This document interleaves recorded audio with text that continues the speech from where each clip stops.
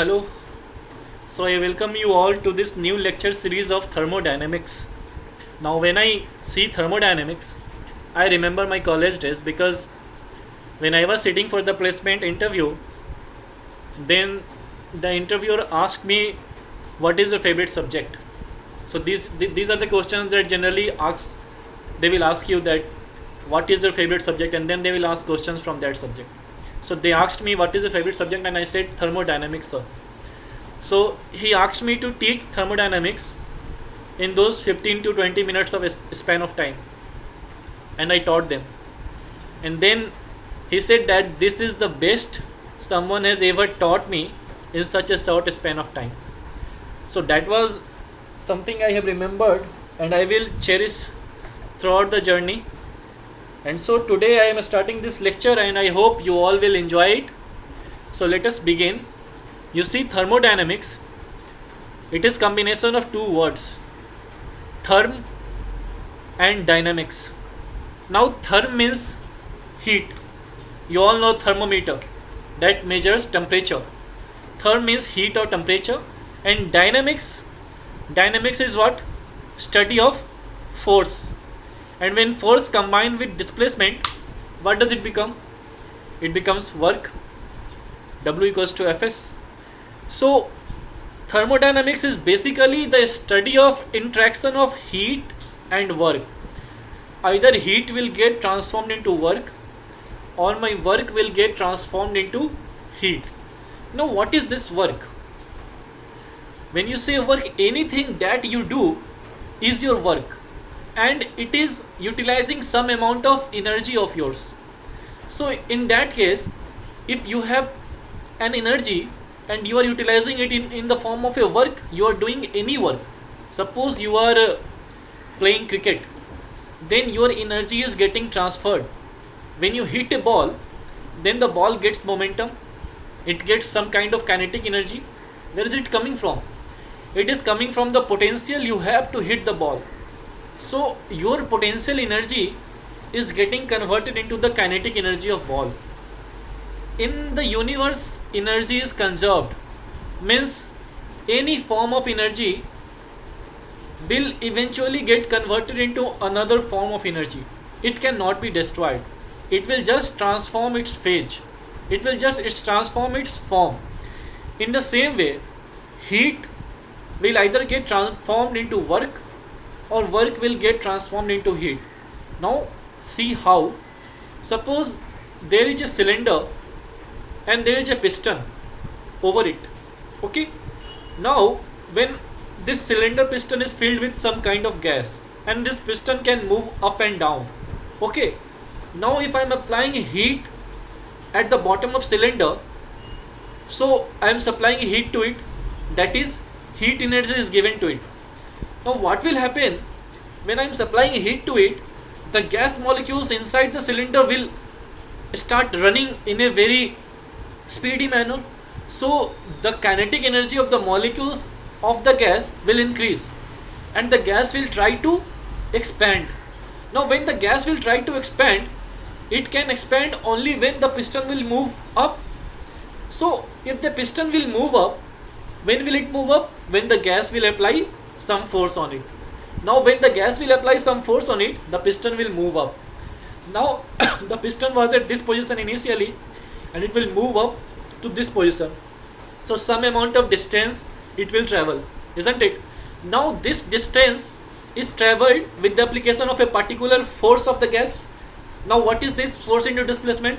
This is work. And how is it achieved? It is achieved by applying the heat at the bottom of cylinder. So this was a very basic idea to show you how heat is getting converted into work. So thermodynamics throughout will be the study of conversion of heat into work.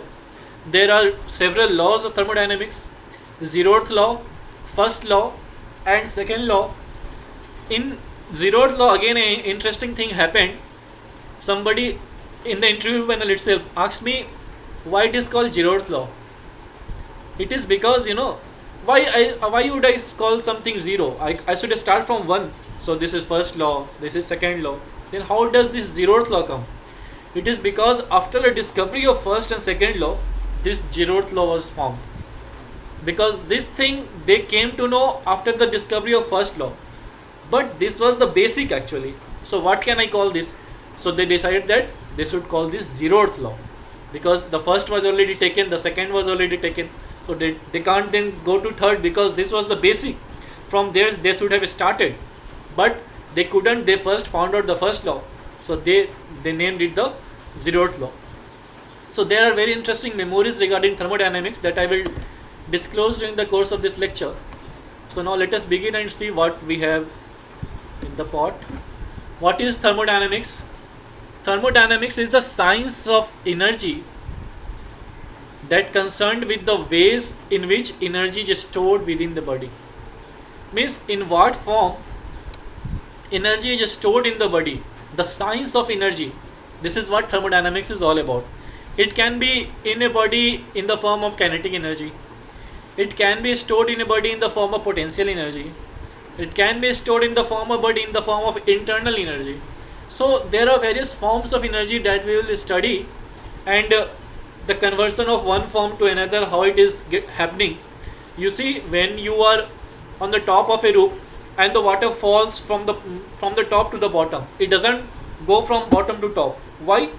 Because there is some potential energy stored in water when it is at the top of the floor, and now when you are pouring it, so that potential energy is getting converted into kinetic energy, and when it reaches the bottom, its entire potential energy is lost and all of it has been converted into kinetic energy.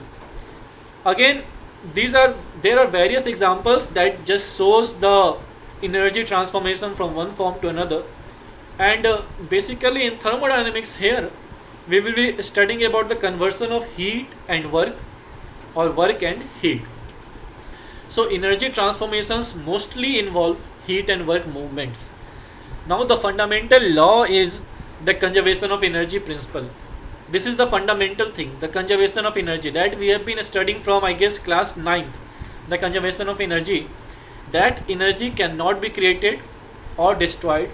It cannot be created or destroyed, but it can only be transformed from one form to another. My potential energy will get converted into either kinetic energy or any other form of energy, but it won't get destroyed. So this is the gist of conservation of energy, which we will study throughout the lecture series. Now, as we have studied current electricity, we have to first know the three basic definitions, that was junction, loop and branch. Here also you have to study the three basic definitions first, then only we can move ahead. Because when we talk, when teachers and students talk, there are some technical terms that come. Now other people won't understand that term. So this is the basic difference between literate and illiterate, that we talk in technical matter, we talk in technical terms. So we say the first definition that comes here is system. System is what? System is a quantity of matter or a region in space chosen for study. Now this statement is very ambiguous, means you won't understand in the first go that what is this, a quantity of matter or a region in space chosen for study. This statement says that anything on which my focus is made is for the time being my system. If I take a cup of tea and want to study this, how energy is going into it, how energy is coming out of it, then this cup of tea is my system for the time being, and I will call it as a system. The problem or the numerical given to it will say that this is a system, the cup of tea is a system, and you have to study it. Then what is the surrounding? The second thing comes. When you are in a house, other things are surroundings. But when this is my system, this cup of tea is my system, then everything except this cup of tea will be surrounding for it. Because for this cup of tea, everything will be surrounding, every other thing will be surrounding. So everything except this cup of tea is my surrounding. So let us take example for the mobile itself. So if I am studying this mobile, then this mobile is my system, and this covers, front cover, back cover, these are called the boundary of the system. this may be real or imaginary. If there is no cover, then I will make an imaginary cover. I will make an imagination that it has a cover, and that will call the imaginary boundary. Or if it has a cover, proper cover, then it is the real boundary. And this boundary will separate the system from the surrounding. What is the surrounding here? Surrounding is everything except this mobile. That means the atmosphere. Here air is there. Here my room is there. Entire room is there. Here this laptop is there. So everything except this mobile is the surrounding of it, and only this is my system. So when I am studying this, I have to study this only, but I have to keep in mind the three things: the surrounding of it, the boundary of it. Okay, and this is my system. So use this figure. Anything, how is anything will look like? Any random shape is anything. So this random shape is my system. This random shape is my system. Anything outside this random shape is surrounding, and this is the boundary of the system. Okay, boundary, you know, the outside wall is the system. So the outside wall of the system is boundary, and anything outside the system, outside the boundary of the system, is surrounding. So these three things you kept in mind.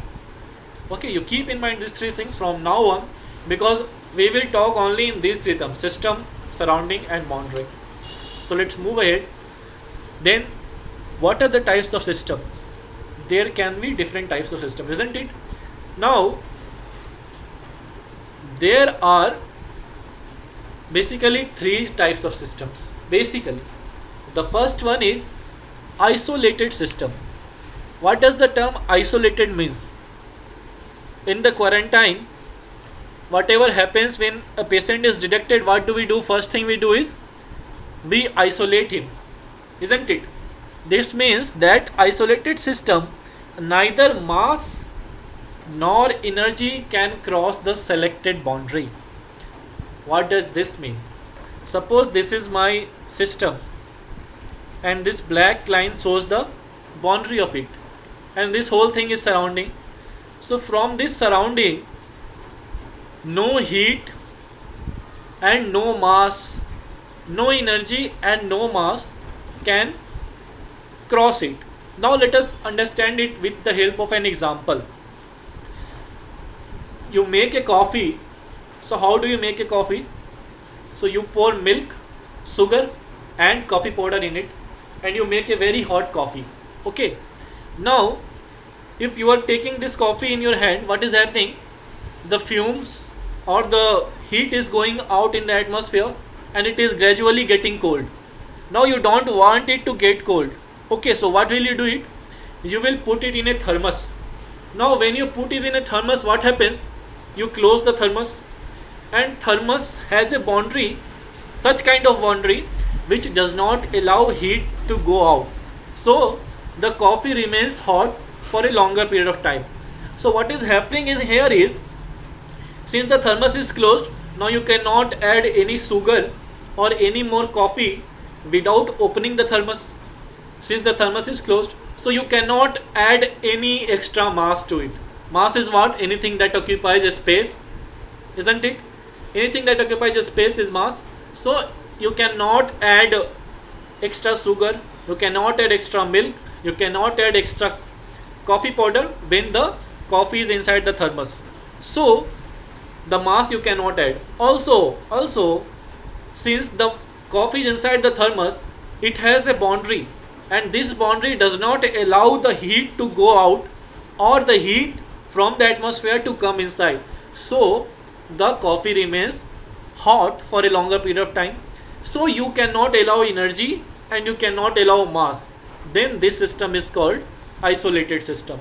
So the best example is coffee in a closed, well insulated thermos bottle is well insulated. Again, what is insulator? This does not allow the flow of heat and current. So it does not allow the flow of heat either into it or out of it. It is well insulated. So this is isolated system. Now there is another example of closed system. Now closed system is something that you take a cup of coffee. Okay, so you take a cup of coffee and just cover it. You have covered the coffee. Now what happens when you have covered it and you just went for something? Okay, So you just don't want any particles or any dirt to fall in it, so you covered the coffee. Now when you return, you find that coffee has become cold. Why? Because you have not put it in thermos, so you have just kept it in the cup where it was. So what happens is that the heat from the coffee flows into the atmosphere. Okay, so the heat from the coffee flows into the atmosphere and the coffee starts getting cold gradually. So the energy can move in or out, but since the cover was placed, so any kind of dirt or insect or anything did not enter into the coffee. So what happens is that mass was not added, but energy transfer was there. So this is called a closed system. Okay, only energy can cross the boundary, mass cannot be added. So this is the example of tightly capped cup of coffee. You see, if this is closed, mass cannot flow inside it, but energy can flow because this is not an insulated boundary. This is a normal boundary. If it was an insulated boundary and the cap was closed, then it would have been an isolated system. But this is not an insulated boundary, so it is just a closed system. Now there is third type of system. This is open system, and open system is nothing but an open cup of coffee. Why? Because you are keeping a coffee in your hand and it is open, so you are just sipping it and gradually it is also getting cold. Why? Because energy is getting transferred into the atmosphere, and since you are sipping it, so gradually it is, what is happening, gradually it is lapsing out. So the mass of the coffee is going inside your mouth, so the mass is also getting transferred and the energy is also getting transferred into the atmosphere. So the coffee, when the last sip you made, it is almost cold and also it is lapsed out. So the mass is also transferred and the energy is also transferred. So this we say as open system. Okay, you see, there is exit for mass has been made, so mass can enter in or enter out.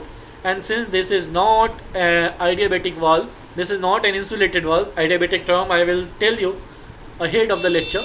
This is not an insulated valve, so energy can also transfer out. So the best example is open cup of coffee. So isolated system, neither energy nor mass. Closed system, only energy nor mass. Open system, both energy and mass. These three things you remember for the type of system. Now we move ahead and we have to study the properties of a system. Okay, what is property of a system? So property, what property somebody have decides the quality of that thing, isn't it? So properties of a system is a measurable characteristics of a system that is in equilibrium. Property may be intensive or extensive. Now equilibrium, you know, no?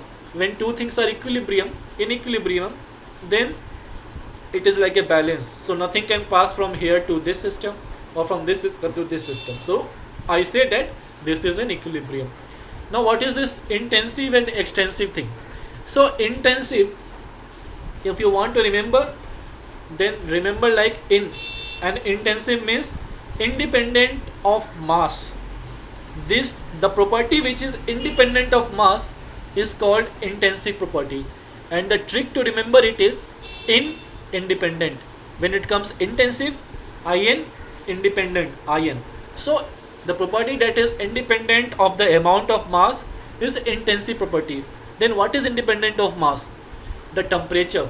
Temperature does not depend upon mass, no, because no matter if this is a small stone or this is a big stone, if they are kept in a 100-degree oven, so both will have 100 degree of temperature. It will not differentiate on the basis of mass, isn't it? So temperature is independent of mass. There is no formula you will ever see that says that temperature equals to mass into this.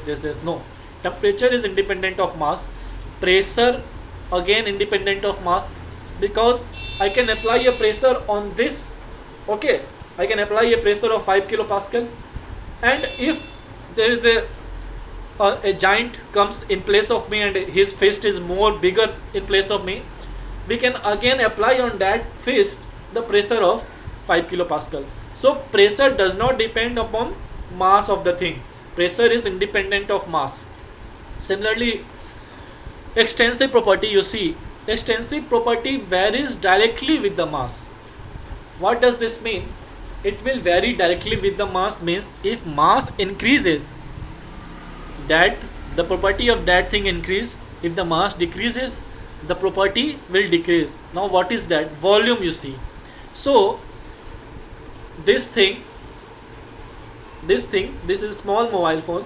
So this is occupying the value of this much of length, this much of breadth, and this much of height. This is its volume. So it has a particular mass, so it is occupying this much of volume. Now I increase the mass of it to this much.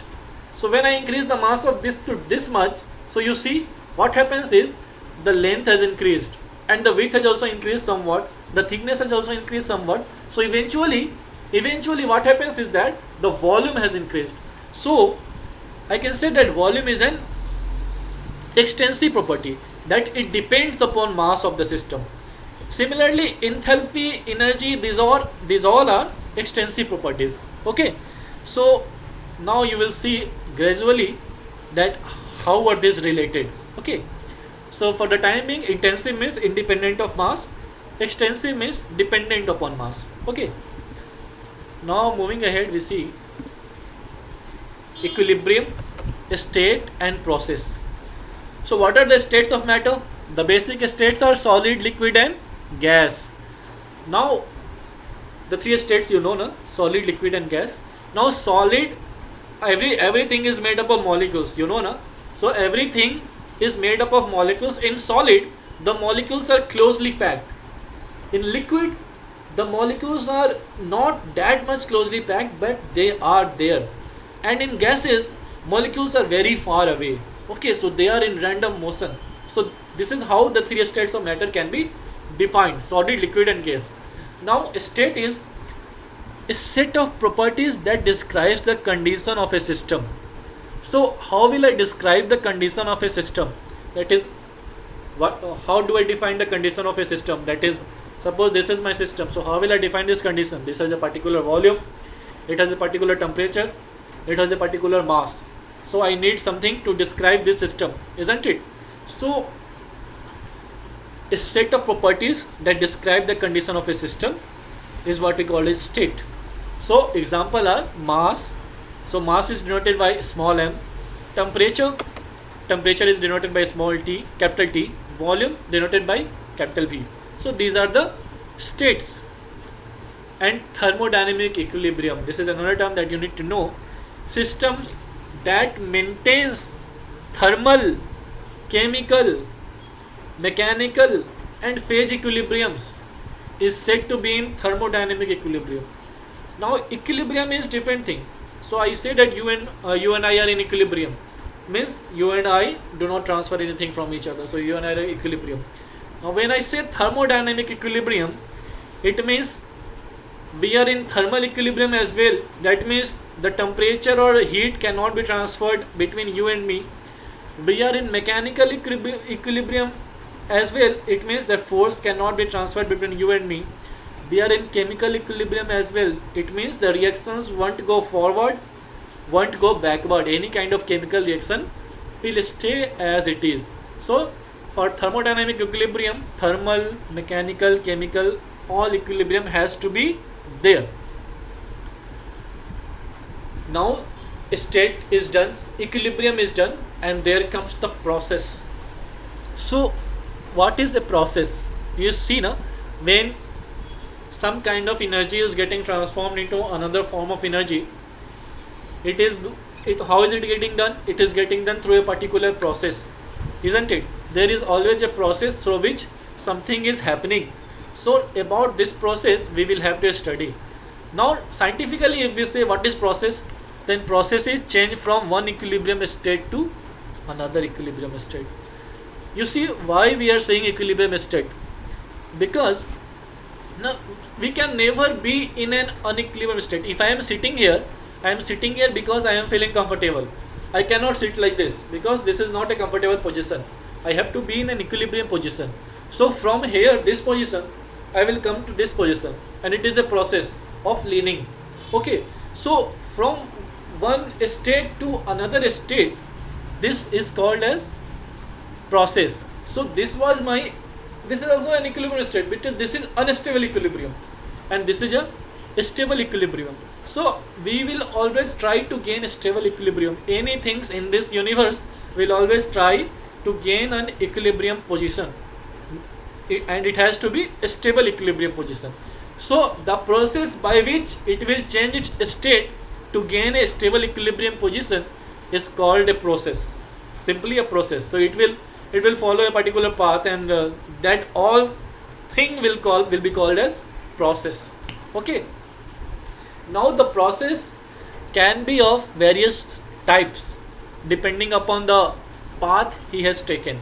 So in thermodynamics, the terms are there. You see, the process can be isobaric, isothermal, isochoric, and isentropic. Now these terms, you don't need to get feared of it, because this is nothing.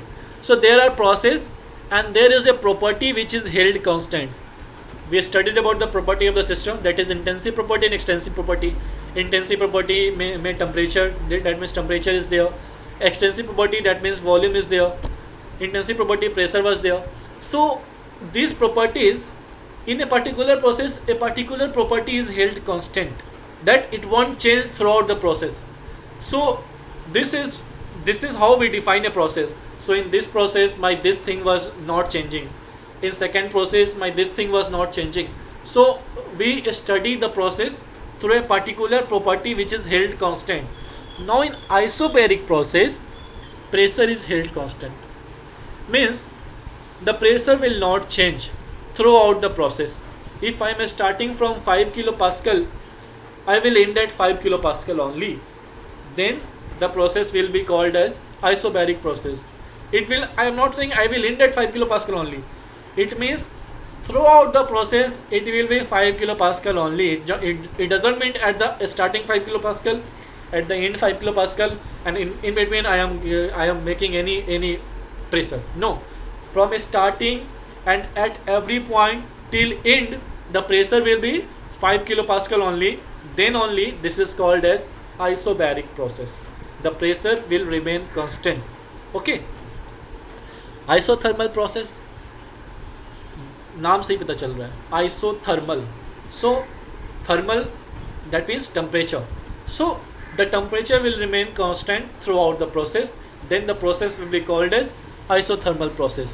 That means if you are working in an office, and there is AC which has maintained a temperature of 22 degrees Celsius throughout the day, or 20 degrees Celsius throughout the day, then that means that you have been working in an isothermal environment. So the temperature did not change around you throughout the period of time. Isochoric process, that means volume is remain constant. So if what is happening is that if you are starting a process having a volume of 1 liter, and no matter what you did throughout the process, you have kept the volume constant. So at the end also it was 1 liter, and in between all the points it was also 1 liter. So that process is called as isochoric process. Then again, last kind of process is isentropic process. Isentropic. Entropic means entropy. What is entropy? Entropy we will study at the end of the thermodynamics section. So for the timing, I say entropy is actually the randomness. Randomness around you is called the entropy around you. So if you are less random, if you are not at all 6s and 7s, then you have less entropy. And if you are very random in nature, everything around you is randomly kept, that means the entropy around you is high. So there is a isentropic process.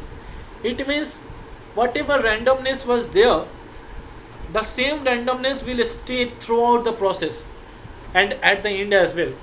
Then the process will be called as isentropic process.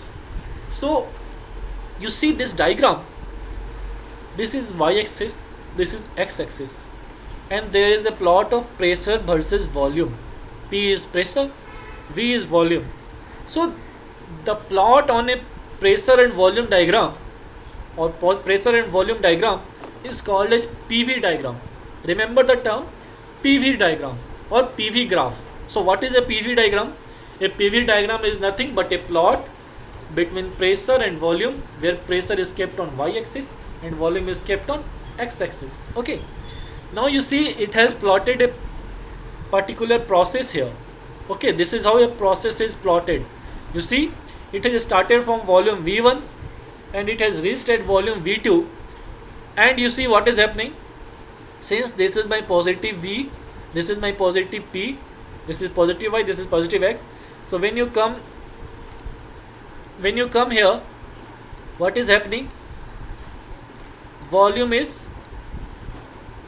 decreasing. So you are moving like this, no? So you are moving from V1 to V2, so volume is decreasing. And what is happening? Pressure is increasing. So in this process, neither volume was constant nor pressure was constant. So there's something else might be constant, and there can be process where nothing is constant. So it is not necessary that something has to be constant. When something is constant, we call that through a particular name. Okay. So in this process, volume was decreasing and pressure was increasing. Now let us see through a practical example of this process. So you see, this is a cylinder. This is a cylinder, complete black one. This was the initial position of piston. You see, this thing is piston, and I am applying a force through this pink arrow. You see, I am applying a force on the piston. Inside the piston, suppose gas was there. So the gas becomes my system. I am studying the gas. So gas becomes my system. This cylinder or the black line is my boundary, and everything outside the boundary is surrounding. You see, this was the initial position at 1. The piston was here. Now, so the gas was filled. Initially the gas would have been throughout the here. This all would have been filled with gas, isn't it? So this is my gas molecules filled inside the piston, randomly enjoying. Then what we did was, we started pushing the piston. Now we started pushing the piston. So what will happen? The gas molecules will suddenly so they will start pushing each other, and the gas molecules will get compressed. So when the gas molecules will get compressed, what will happen? So they get compressed and reach at position 2. Okay. So when something gets compressed, what happens to it? The pressure increases. So oh my god, इतना load आ गया है ना, pressure बढ़ गया पूरा. So in the practical case also, अगर तुम पे load आता है तो तुम्हारा pressure बढ़ जाता है. In the same way, since we are applying a force, so gas molecules all gets compressed, since they were in random motion. Okay, now they were in random motion molecules and they get compressed. So what happens? Their kinetic energy is changed into potential energy, because now they are static. So they have potential energy which is applying a pressure on it.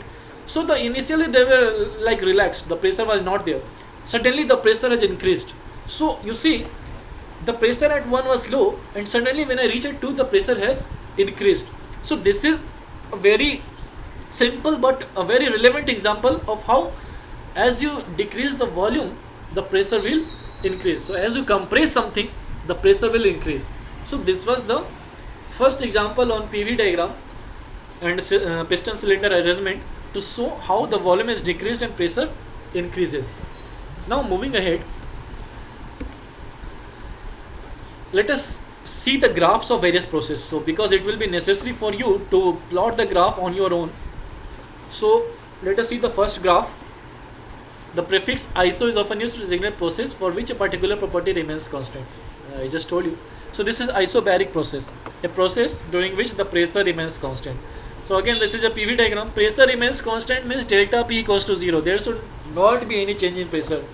So what is happening is here, Vi is that my initial volume, Vi. Vf is my final volume. Okay. And Pi equals to Pf. That means the pressure initial equals to pressure final. Now you see what is happening here. This was my initial state, and this is my final state. Okay, so I am moving like this. This is my process. You see, at every state, if pressure P is, suppose here this is 5 Pascal, Pascal, you know, na, Newton per meter square. So if this is 5 Pascal, at every instant the pressure is 5 Pascal and the volume is increasing from 1 to 2 to 3. Suppose here it gets to 6. So 6 liter of volume is there, but the pressure remained at 5 Pascal. So this is a practical case where pressure is remaining constant and volume is increasing. So this is, if you want to understand how is it happening, suppose the same piston cylinder arrangement. This is same piston cylinder arrangement. Okay. And the gas inside it is enjoying. The gas molecules are enjoying here. Now what happened? I applied heat. I applied heat at the bottom of piston. So applied heat at the bottom of piston. Now the gas molecules will suddenly gain energy, and when they gain energy, they will start moving more randomly. So when they start moving more randomly, what happens is that they will start pushing this piston, and when they will start pushing the piston, if I start pushing this thing, and if this thing is not allowing me to push it, then there is problem. Then there will be pressure on this thing. But if I push it and it moves, I push it, it moves away, I push it, it moves away, that means that I am not able to apply any pressure. As I apply pressure, it automatically moves up. It automatically moves up. So if this piston is free, and as I apply pressure, the piston comes here, isn't it? If the piston comes here, so what happened? Initial volume was V initial, final volume is V final. Final volume is from here to here. Initial volume was here to here. So volume has increased, but it did not allow me to apply any pressure. जैसे ही मैं pressure बढ़ा रहा हूँ, ये ऊपर जा रहा है, ऊपर जा रहा है, ऊपर जा रहा है, तो प्रेशर बढ़ा ही नहीं कभी. So मेरा kinetic energy तो increase हुआ, लेकिन वो convert हो गया मेरे volume में. It changed into my volume.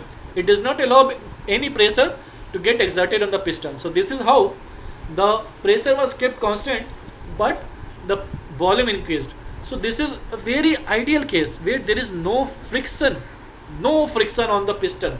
So it's like it just saying that okay, the pressure in the gas is increasing, so I will move up. So the pressure is increasing more, I will move further up. So now when the burner stops, okay, so now there is no pressure, so I will stay at here. So this is how isobaric process happens. So this is again a practical case that I showed you here. The second is isochoric process. Now isochoric process is a process during which the volume remains constant. Okay, I told you, no? Isochoric means volume remains constant. So again this is in my PV graph. So if I am increasing the pressure from 1 to 2 to 3, the volume is always at 1. So the volume is kept constant, but the pressure kept on increasing. This is the PV graph of that process. Okay. So if you want to see the example, you see here. This is again my cylinder. This is a piston. This is the volume I have kept, and I have locked the piston here. If I lock the piston here, what will happen? So there is nothing happening. I have locked the piston. The gas is there, so they are enjoying. But I have to increase the pressure inside the gas. But I have to keep the volume constant. So if I keep the volume constant, how can I apply pressure on the gas? So I will heat them. So I start heating them here. You see? So I am supplying some amount of heat. Heat is denoted by Q. So I am supplying some amount of heat to it. And when I apply heat to it, what happens? The molecules, they start colliding with each other. When they start colliding, they will eventually hit. Okay? They will eventually hit the piston. Now, when you apply a force on something and it is not moving upward, what will it change into? Pressure equals to force upon area. So this piston will have some cross-sectional area, and the force is applying there, so pressure will keep on increasing. So as much as heat is getting transferred, that much random motion of molecules will be there, that much a molecule will collide and hit the piston, and when they hit the piston, they will apply force, and that force will eventually convert into pressure because it is applying on a surface area. So this is how the isochoric thing is done. Now there is isothermal process as well. So there is temperature remains constant. I told you, no, isothermal process, you are sitting in a air conditioned room, the process, whatever you are doing, the temperature around you remains 22 degrees Celsius. So this is the isothermal process. So here you see, this is plotted on a TV graph because you had to show the temperature. If you have to show the temperature, so you have to choose a temperature on some axis, no? So you choose temperature on y-axis, because volume you have kept on x-axis. So let us keep the volume on x-axis only. So I will remove pressure and choose temperature.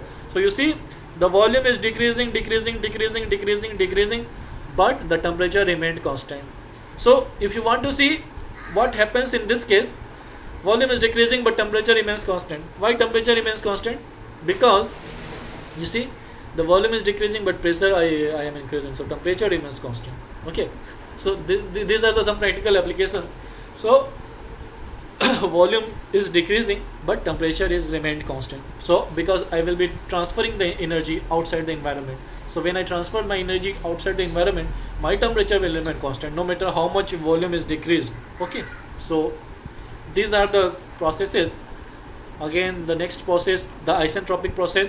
So we will study isentropic process when we study entropy. Okay, now those were the processes in which the properties were kept constant. Now there are some processes in which the property need not be kept constant. So these are the typical thermodynamic processes. We call it cyclic process 1, reversible process, and irreversible process. So these are also the three classes of process.